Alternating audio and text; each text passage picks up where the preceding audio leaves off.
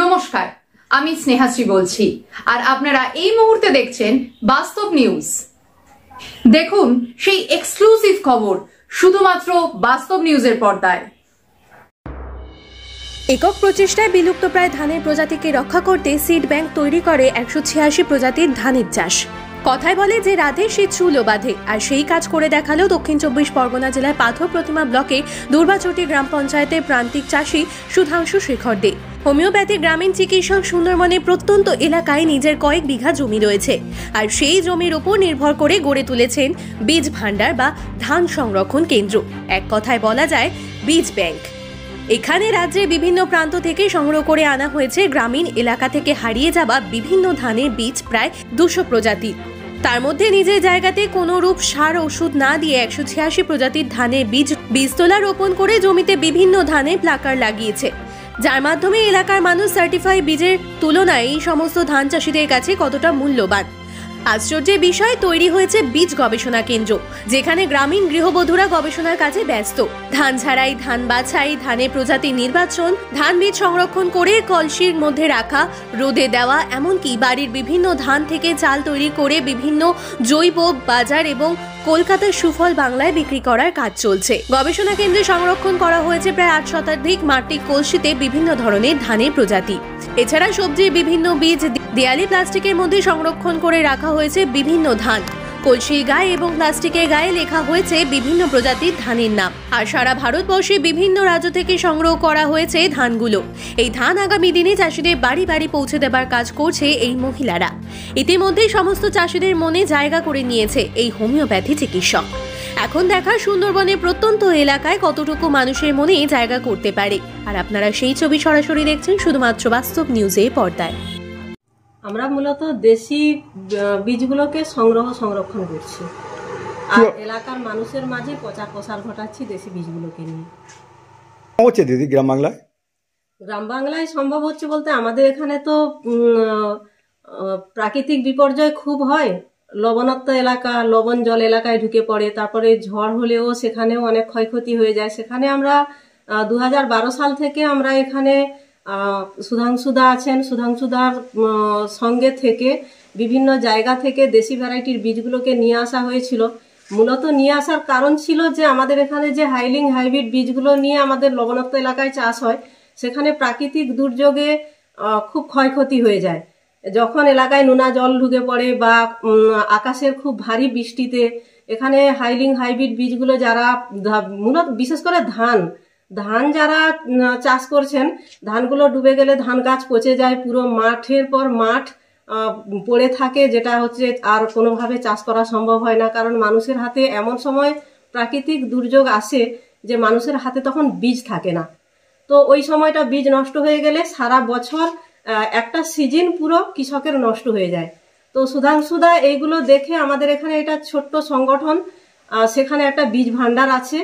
দাদা বিভিন্ন রাজ্য থেকে ঘুরে ঘুরে দেশি ভ্যারাইটির বীজগুলো সংগ্রহ করে এখানে নিয়ে আসেন। আমরা কয়েকজন মিলে সহযোগিতা করে এই বীজগুলোকে পরে বাড়াতে থাকি। আমাদের প্রথমে আমরা 3-4টি ভ্যারাইটি নিয়ে আমরা এলাকায় কাজ করছিলাম।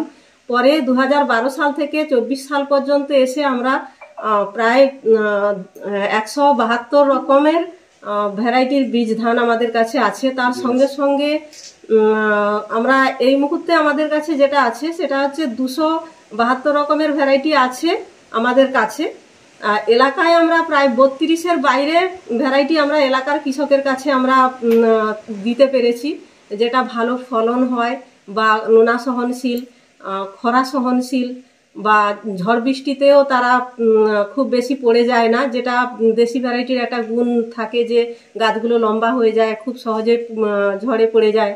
এরকম কিছু ভ্যারাইটি আছে আমাদের কাছে যে খুব ঝড়েও তারা পড়ে যায় না, ভালো ফলন দেয়। এইরকম কিছু ভ্যারাইটি কৃষকের কাছে আমরা ছেড়েছি।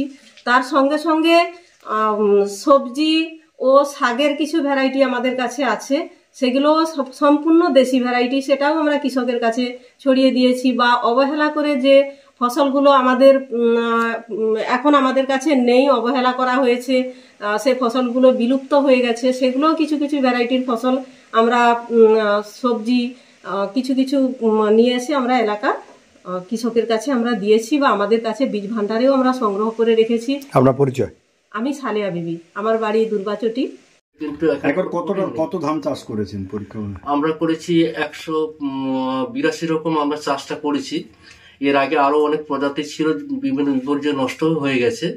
তাই এইগুলোতে এই ধানগুলো রয়েছে বিভিন্ন বিপর্যয় সহনশীল, খরা, বন্যা, নোনা, এগুলো সহনশীল বটেই, উপরন্তু এই সমস্ত ধান থেকে মানুষের নানা রোগ প্রতিরোধ ক্ষমতাও জন্মায়। এমনি কি করেন আপনি? আমি পেশাগতভাবে গ্রামীণ চিকিৎসক, হোমিওপ্যাথি প্র্যাকটিস করি। এটার পক্ষে কি সফলতা আসবে মনে হচ্ছে? সফলতা আসবে নয়, আসছে।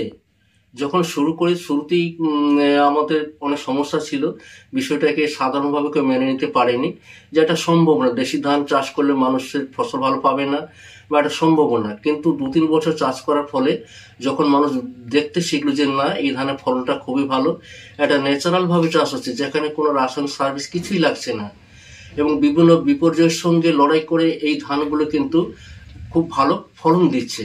এটা কি আপনার সফলতা এসেছে? এটা একটা সফলতা এসছে, শুধু এইটুকু সফলতা নয়। এবার এখান থেকে ইয়াসের পরে ইয়াস আমাদের বিশাল উপকার করেছে এই কারণে যে আমাদের দেশি বীজগুলোকে প্রচার করার জন্য আর আমাদের কোনো প্রয়োজন হয় না।